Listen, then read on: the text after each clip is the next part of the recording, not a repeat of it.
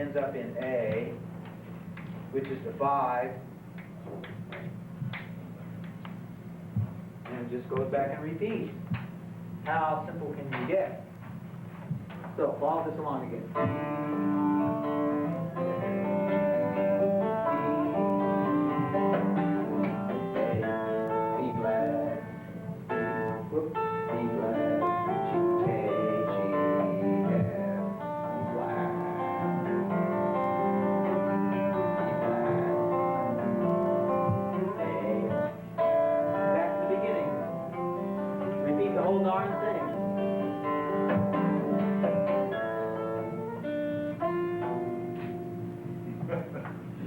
What's that? It's kind of like a, it's not a B flat, is it? See, if you repeat it, you know that you're repeating this, right? I mean, you know that it's gone back to the beginning, so why develop it the same way the second time through? Or you're going to be bored, or you're not, or you're going to bore whoever you're trying to listen to you. So you go back and do the same thing again. Same thing again, D, F, G, D, G, A. Now, then you get a B, but it's really G chord in first inversion. G chord with the B bass. Is everybody following me? It's pretty simple theory, okay.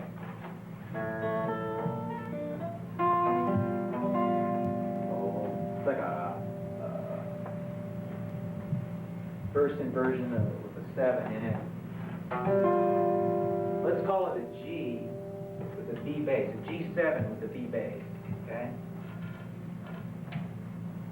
Not be very clear here, but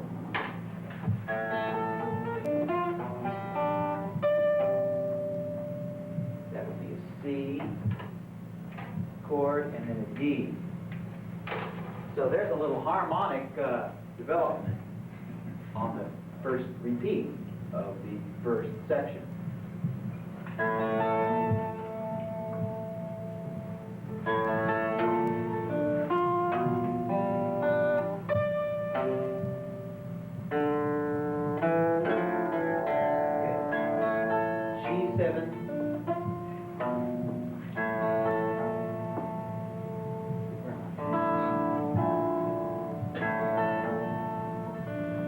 I'm sorry, we got a B flat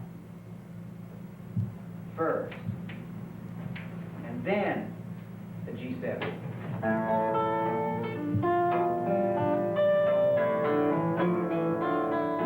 Then B flat, A, D. Okay, so this is an ultra simple harmonic analysis of the first section of the piece. F, G, second bar, D, B flat, A, G, F, E flat, E flat. Quick A, that's the beginning repeat. F, G, D, G, A, B flat, G7, B bass, C, D, and then end it up, or end that up with a...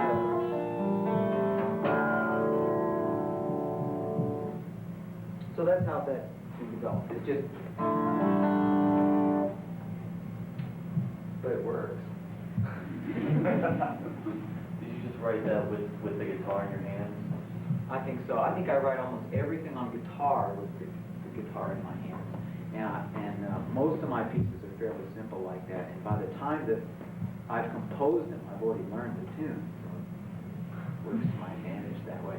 But tunes like the Aerial Boundaries tune, I had to, it was a little too complicated for me, and I had to write it down on paper, for me to remember it and practice it. So I had to just say, okay, well, this is what this is going to be. I'll come back to it.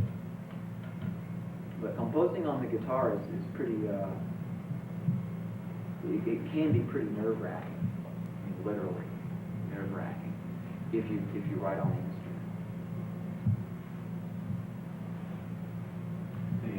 When you go to the E flat section, and towards the end of it, the end of the piece, you have a motif where you just play an E flat, and then you do that modulation. Yeah. That's really, to me, that's like a Yeah. wonderful part of the song. Well, that's a harmonic development. I mean, if you're gonna get a real surface or static or ambient sound, like,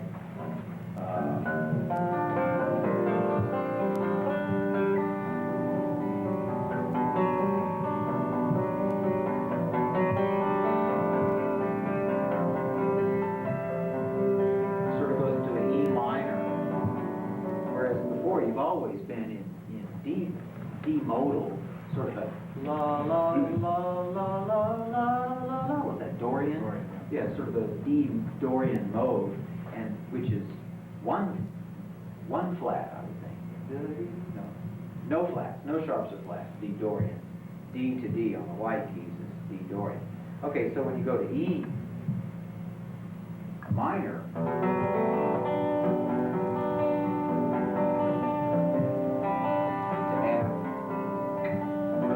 that's got like one or two sharps in it, so you've got, yeah, a little modulation there. I never think of things like that. So I studied composition for 8 years, and then now when I write music, I never think about what notes are going on. Just to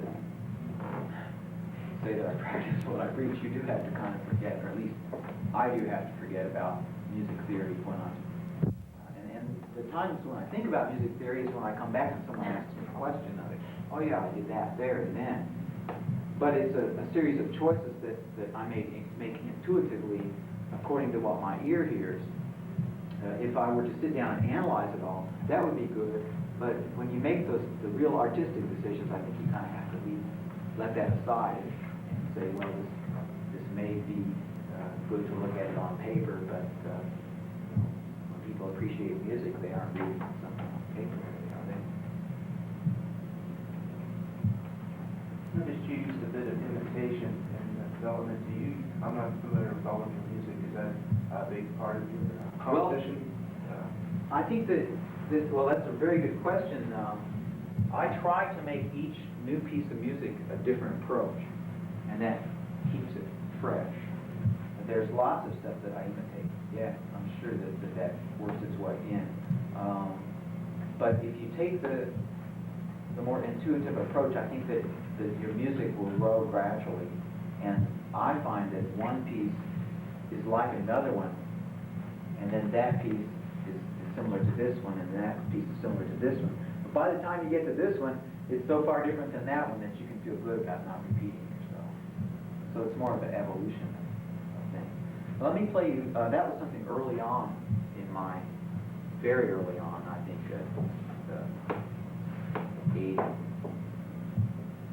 82. And I'll play you something I just finished. And then maybe we can get some more questions.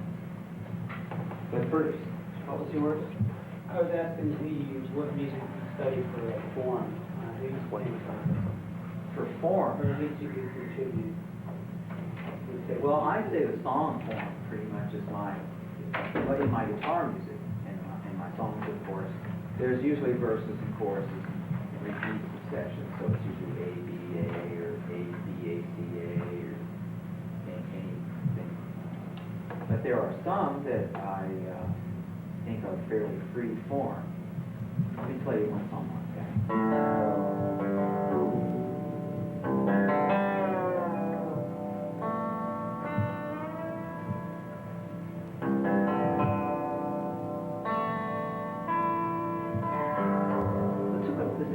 There's a lot of bass notes in it. I'm not sure if you can hear it. Is this okay? Turn down the volume a second.